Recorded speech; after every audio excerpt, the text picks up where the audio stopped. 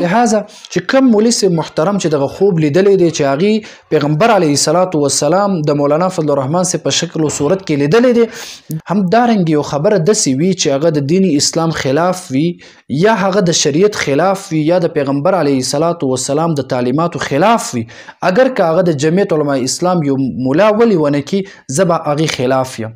او یو خبره داسې وي چې هغه بالکل صحیح درست وي او د قرآن او حدیث مطابق وي او دا پی ټی آی والا یو جټ جاهل ولې ونه کړي دغه خبره زه هغې سره به ملګرتیا کوم. بسم الله الرحمن الرحیم. السلام علیکم ورحمة الله تعالی وبرکاته. د جمعیت علماء اسلام یو عالم چې هغې دغه خبر په اخباراتو کې هم چاپ کړی و او د فیسبوک په دغه پاڼه کې هم هغه خبر شیر کړی و. هغه خبر دا و چې دغه عالم فرمایي چې ما پیغمبر علیه الصلاة والسلام په خوب کې ولیدل او پیغمبر علیه الصلاة والسلام د مولانا فضل الرحمن سے په شکل و صورت کیو. نو بیا څه خلک خصوصا پی ټی آی والا ملګري عموما هر یو انسان د دې خبرې نه هم خبر وي چې پی ټی آی والو هغې کې علما کرام ډېر زیات کم وي او کوم علما کرام هم چې وي نو هغه هم داسې د علم نه عاري وي او علمي میدان کې استعداد ډېر زیات کمزوره وي او په احادیثو او په علوم نبوي او په علوم القرآن باندې بالکل پوهه نه لري. نو له دې وجې نه کله کله هغه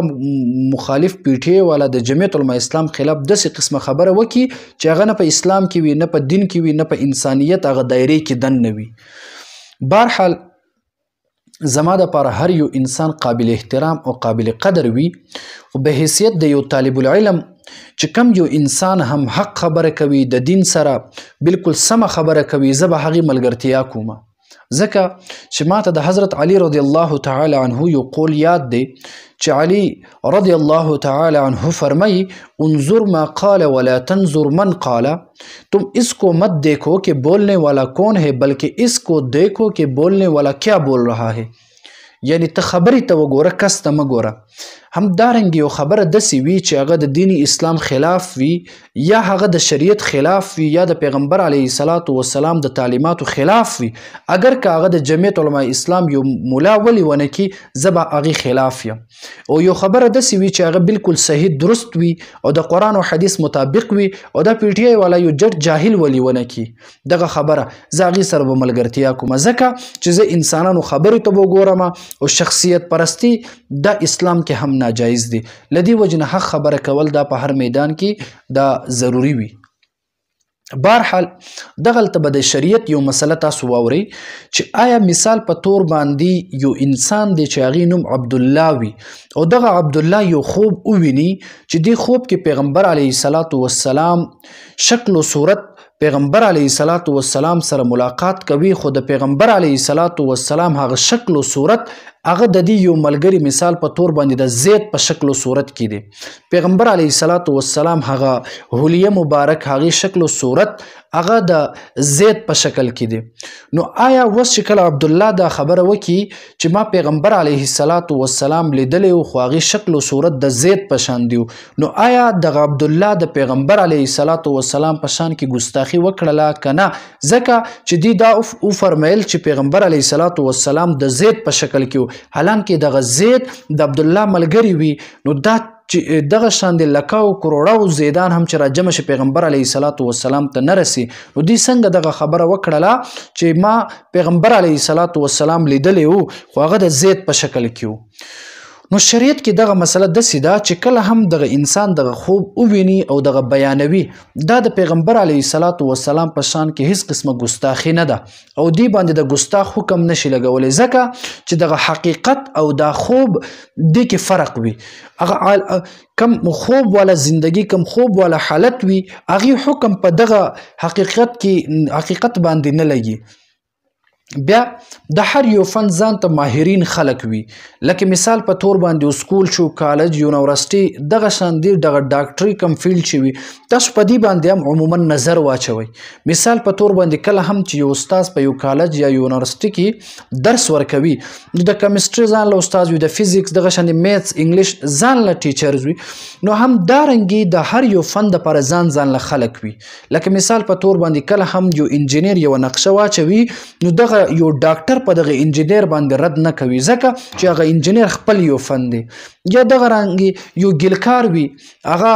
چې کله یو ډاکټر چاله یو دوایي میډیسن ولیکي ګولۍ ولیکي نو دغه ګلکار په هغه باندې رد نشي کولی. وجه څه ده چې دغه ګلکار کار دغه ډاکټري نه ده. نو خبرو مقصد دا چې کله هم دین اسلام سره تعلق لرونکي یو مسله بیان کړي شي یا داسې یو خبره چې هغې نسبت تعلق پیغمبر سره وي، الله سره وي، دین سره وي، نو یو انسان ته هم دا جایز نه وي چې دی د خپل ځان نه په هغه باندې یو رایه پیش کړي، په هغه باندې یو حکم ولګوي، دغه انسان په باره کې هغې ته یا ګستاخ ووایي یا هغې ته بزرګ ووایي. دا خبر په دین اسلام کې ناجایز دی. کله هم یو مسله راشي موږ به رجوع کوو قرآن ته، حدیث ته، فقه ته او د علما کرامو مجتهدینو کوم اقوال چې وي، د علما کرامو کوم مسایل چې د احادیثو نه راویستلی وي هغې طرف ته به موږ ګورو. نو لحاظه دغه شان د دې خبرې تعبیر هم دارنګې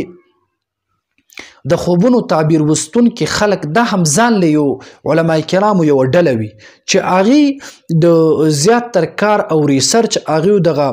د خوبونو په تعبیراتو باندې وي. لکه امام بخاري رحمه الله شو، یا دغه شی نور د محدثینو تاریخ چې کله مونږ وګورو، کله چې هم امام بخاري غوندې کې لوی لوی اشخاصو چې احادیث نقل کوونکي دي چې کله یو خوب ویني په خپله تعبیر نه وباسي بلکې تعبیر وستونکي ماهرینو خوا له هغې ورله تعبیر وباسي. نو هم دارنګې چې کله مونږ د هر یو فن ذموار کس نه دغه فن په باره کې پوښتنه وکړو نو بیا زمونږ په دغه ژوند کې هیڅ قسمه مشکلات نه راځي. نو مختصرا دا چې کله هم یو انسان د پیغمبر علیه الصلاة والسلام سره په خوب کې ملاقات وکړي، لکه مثال ما تاسو ته ویلي وو چې عبدالله ولیدل چې دغه پیغمبر علیه الصلاة والسلام د زید په شکل و صورت کې دي. نو دغه زید یا خو به عالم وي یا به غیر عالم وي. که دغه زید عالم وي نو د دې خوب تعبیر به دا وي چې دغه زید دا حق پرست دی او د پیغمبر علیه الصلاة والسلام حقیقي وارث دی او دغه پیغمبر علیه الصلاة والسلام په نقش قدم باندې تلونکی دی. تاسو ټول خلک هم دغه زید سره مینه محبت وساتئ او د دې مخالفت مه کوئ ځکه چې دا د پیغمبر په نقش قدم باندې تلونکی انسان دی. نو دغه زید که غیر عالم وي، یو امی انسان وي، د دې مطلب او تعبیر به دا وي چې زید ته به الله رب العزت هدایت به وکړي او دی به پیغمبر علیه الصلاة والسلام په سنتو باندې به عمل کوي او الله پاک به دې ته توفیق ورکړي چې دی په دین باندې عمل کوونکی انسان جوړ شي او د پیغمبر په طریقو باندې به روان شي انشاءالله. دا د دې خوب تعبیر او مطلب به وي. نو لحاظه چې کم مولوي صاحب محترم چې دغه خوب لیدلی دی چې هغې پیغمبر علیه الصلاة والسلام د مولانا فضل الرحمن صاحب په شکل و صورت کې لیدلی دی، د دې خبرې او دغه مسلې په باره کې موږ به شریعت ته رجوع کوو. د شریعت حکم دا دی چې د تعبیر دا دی چې پیغمبر علیه الصلاة والسلام حقیقي وارث هغه مولانا فضل الرحمن صاحب دی او دا حق پرست عالم دی او دا خبر از هر من الشمس غوندې کې روښانه ده، د نور په شان دی روښانه ده. هر یو انسان ته دغه پته ده چې مولانا صاحب هغه بین الاقوامي سطح باندې د باطلو خلاف ولاړ دی او یو اسلامي یو نظام دپاره په دغه میدان کې جنګیږي او دین اسلام او دغه مدارس او د مساجد او د مراکز او د خانقاهونو دغه دفاع کوونکی انسان په دغه مخ د ځمکه باندې هغه صرف او صرف مولانا فضل الرحمن صاحب دی. نو لحاظه دغه خوب په وجه باندې هر هغه انسان اعتراض کوي چې هغه د اسلام دشمن وي، هر هغه انسان به اعتراض کوي چې هغه دین نه خبر وي، قرآن نه خبر وي، اسلام نه خبر وي، علوم نبوي او علوم قرآن نه خبر وي. دغه شان خلک به اعتراضات کوي، لیکن دغه اعتراضاتو په وجه باندې نه د چا مقام کمیږي او نه د چا مرتبه کمیږي، بلکې دغه خلکو دغه اعتراضاتو په وجه باندې الله رب العزت دغه علما کرامو د نور هم مقام او مرتبه ورکوي. نو الله رب العزت دې موږ ټول انسانانو ته دین اسلام د تعلیماتو نه موږ ته خبرتیا نصیب کړي چې موږ دغه دین اسلام د تعلیماتو نه په صحیح حقیقي معنو کې موږ خبر شو او بیا نور خلکو ته هم وښایو. وصلی الله تعالی علی خیر خلقه محمد وعلى آله واصحابه